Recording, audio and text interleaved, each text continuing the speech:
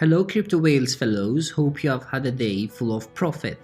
Have you ever wondered about the new abbreviations in the crypto market? With the improvement of blockchain technology, new technologies are coming up, and thus there are new words which can be heard. Stay with us to distinguish the differences of ICO, IPO, IDO, and IDO with each other. An initial coin offering, or ICO, is a method for teams to raise funds for a project in cryptocurrency space. In an ICO, teams generate blockchain-based tokens to sell to early supporters. This serves as a crowdfunding phase. Users receive tokens that they can use, and the project receives money to fund development. An ICO can take many forms. Sometimes the team hosting it will have a functional blockchain that they will continue to develop in the coming months or years. In this case, users can buy tokens that are sent to their addresses on the chain. Alternatively, the blockchain might not have launched, in which case the tokens will be issued on an established one, such as Ethereum. Once the new chain is live, holders swap their tokens for fresh ones and issue on top of it. The most common practice, however, is to issue tokens on a smart contract capable chain. Again, this is done predominantly on Ethereum token standard. Though not all originate from ICOs, it's estimated that there are upwards of 200,000 different Ethereum tokens today.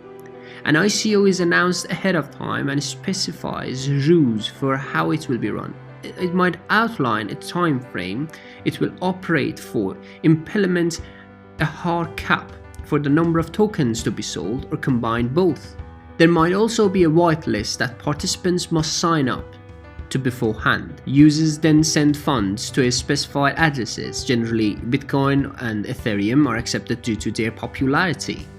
Buyers either provide a new address to receive tokens, or tokens are automatically sent to the addresses that the payment was made from. Initial public offering refers to the moment a private company starts offering its shares to the public for the first time. The term going public may also be used to refer to IPOs in some casual instances. Many companies decide to perform an IPO to enable stakeholders to sell their shares to the public. Startup companies, growing companies, or entrepreneurs that are in need of funds will often choose the IPO route to raise funds for further developments. Before making an IPO, a committee of financial and regulatory experts should be formed to audit all the necessary processes. Once a company has made its initial public offering, it can still choose to raise additional funds by making secondary offering in the future. Being a company that is open to the public has its own benefits, such as allowing their employees to be the stakeholders so that they would be probably more motivated to work, and in some circumstances, making an IPO may also increase a company's reputation and credibility. Although often presented as an analog and comparable terms, IPOs and ICOs are very different things. IPOs normally apply to established businesses that sell partial ownership shares in their company as a way to raise funds. On the other hand, ICOs are mainly employed as a fundraising mechanism that enables companies to collect funds for their project in early stages, such as investors are not buying any ownership in the company. Moreover, the IPOs are highly regulated by governmental authorities and in general work in centralized environments. In contrast, there is a lack of regulation for ICOs and the risks tend to be much higher. An IDO is a crypto token offering run on a decentralized exchange. Liquidity pools play an essential role in IDOs by creating liquidity post-sale. A typical IDO lets users lock funds in exchange for new tokens during the token generation event. Some of the raised funds are then added with the new token to an LP before being returned later to the project. IDOs provide a cheap and simple way for projects to distribute their tokens. IDOs have been around for a while, but they are still evolving and providing new models like the initial farm offering, which is called IFO. We may also see increasing KYC requirements as the area becomes more regulated. If you want to enter an IDO, you will need a digital wallet like MetaMask and some crypto to subscribe and pay transaction fees. Always do your own research on the project and invest via a trusted, decentralized exchange. This includes looking closely at the IDO's mechanics and the project's team and tokenomics.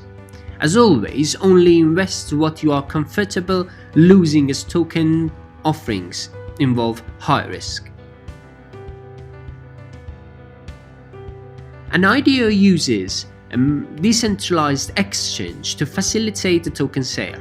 A crypto project provides their tokens to the decentralized exchange, users commit their funds through the platform, and the exchange completes the final distribution and transfer.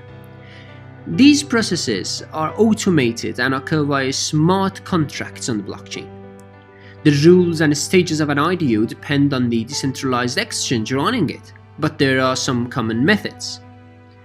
After a vetting process, a project is accepted to run an IDO on an exchange. They offer a supply of tokens for a fixed price, and users lock their funds in return for these tokens.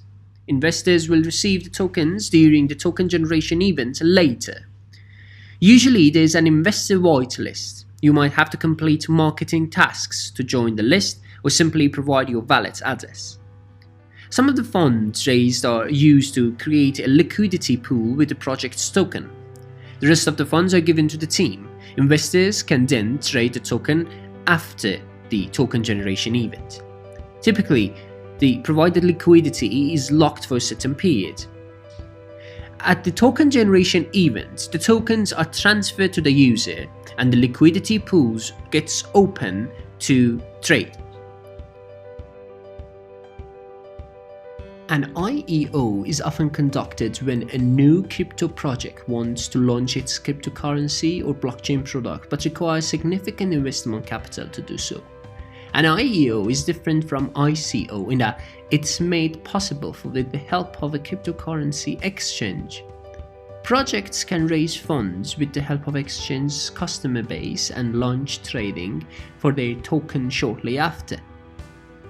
As the name suggests, an initial exchange offering involves the use of a cryptocurrency exchange to raise funds for a new project.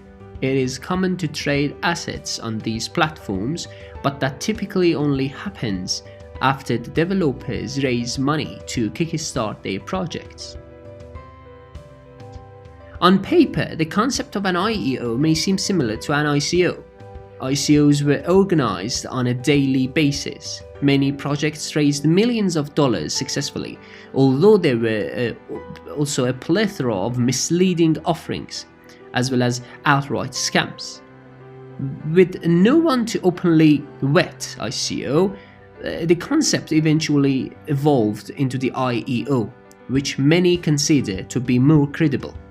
Many ICOs have been found to violate US securities laws, resulting in various lawsuits and the refunding of investors. Participating in an ICO carried a lot more risks. Investors had to send Bitcoin or Ether to a smart contract or a website and hope they would receive tokens. Anyone with the same basic smart contract knowledge and web development skills could put together a shiny website with a promising looking roadmap and start raising money. It was a far cry from ideal and carried tremendous risk for anyone investing in ICOs. However, IEOs largely mitigate these risks. Investors send money through exchange wallets rather than sending it to the project directly. Dishonest projects or teams with little a business sense will not be able to conduct a successful IEO either, due to the very strict requirements. Additionally, an IEO has lower risks and more flexibility compared to ICOs. Tokens are guaranteed to be listed on an exchange organizing the sale. For investors, this makes it easier to exit their position should they feel the need to do so.